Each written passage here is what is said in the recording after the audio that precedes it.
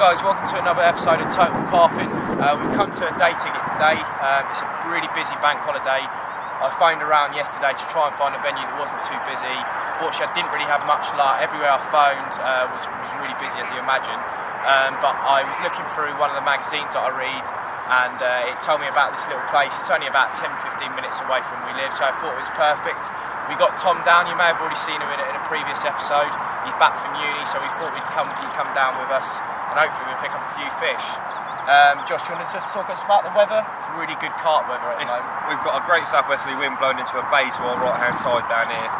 Fish topped, so we're walking our bows round. We thought we were going to end up on the other side of the lake.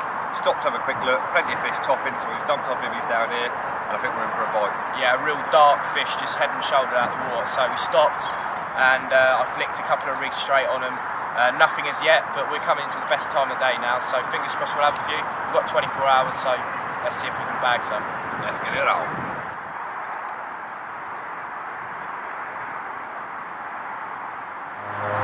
Right guys, as usual, it's time to talk through my spots for this session. Literally when I got here, I saw that fish show, so I didn't want to cause too much commotion in the swim. So I flicked my faithful hinge stiff rig out.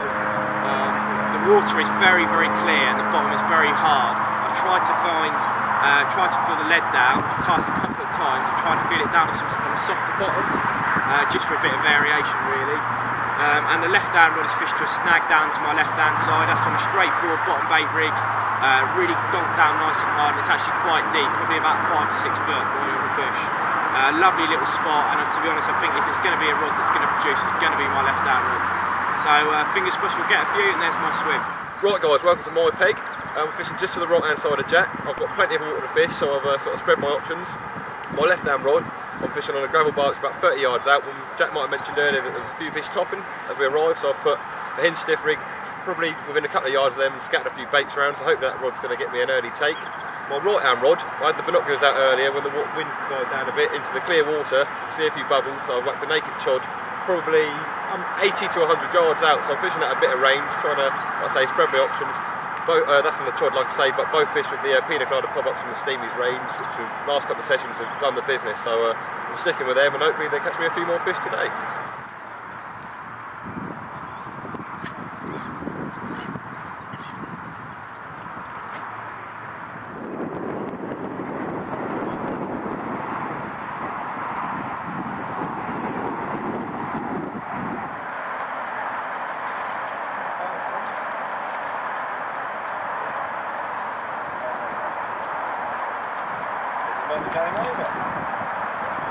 There we go guys, first fish of the session, and what an absolute stunning common this is. 21 pound, over the moon with this. I literally recast this from about 10 minutes ago to a group of showing fish. They were topping and tailing, looking like a group of dolphins out there, believe it or not. Choddy straight on the head, pina colada has done the business again. Overjoyed with this one, let's slip her back.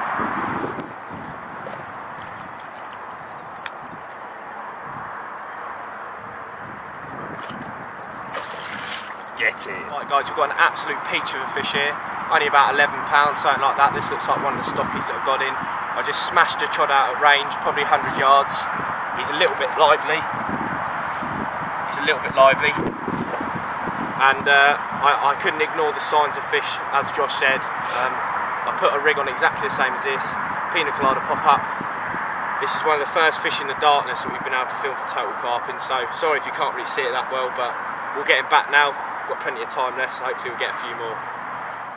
Beautiful 21.5 common, caught on my left hand rod, probably 80-90 yards out onto showing fish, so absolute pucker.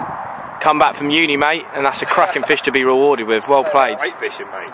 Right, morning, my third fish of the session, got a screamer on my left hand rod, about 7 o'clock, so that wasn't a bad little wake up call, probably about 70 yards of range.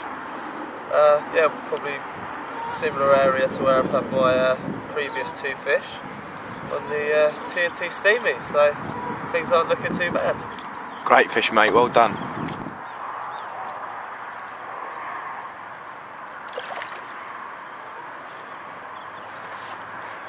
Right guys, just a little quick update of what happened last night. We all hit the sack about 12 o'clock. 5 minutes prior to that, Josh had a nice sort of £8 stocky mirror. and nothing, to be honest, has happened since that. Josh also had a medium-sized bream last night, 6 or 7 pounds. It's never good to have one of those, especially in the middle of the night. But it just goes to show the rigs are working. So I changed the rod off my left-hand side. It was on a bush, but I smashed them both out on chods last night, just for a bit of peace of mind, really. I wanted to make sure the rigs were presented right. Really, the type of bottom that we're fishing is not really suited to chods. We've got rock hard gravel, but the range we're fishing, I thought it was the best option to choose because you can cast them a long way, and it has worked, so can't really complain. We've had 2 20s in this session, so yeah, we've probably got about 4 hours left. It's now 10 o'clock. We're just going to get a bit of breakfast on, and I'm just going to move my rod back onto this snag because they've had a free feed on there the whole night. So yeah, let's see what happens.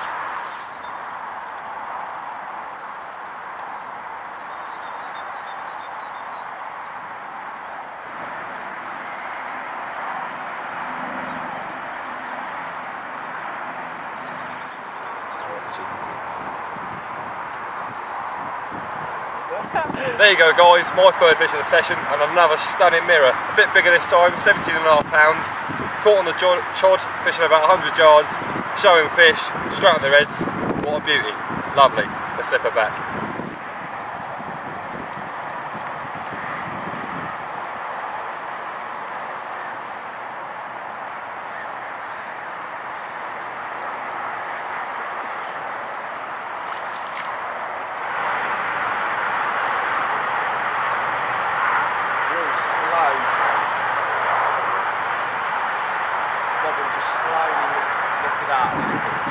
Right, there we go, 18.5 pound common, just smashed a chod about 100 yards, one of those 16mm yellow ones again.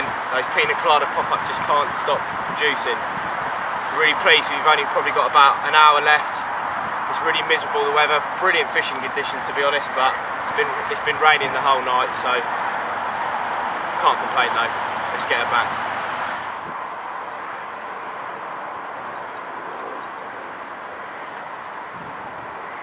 Right guys, just slipped that lovely 18.5 pound common back. Better show you the rig that we've been having these fish on at long range.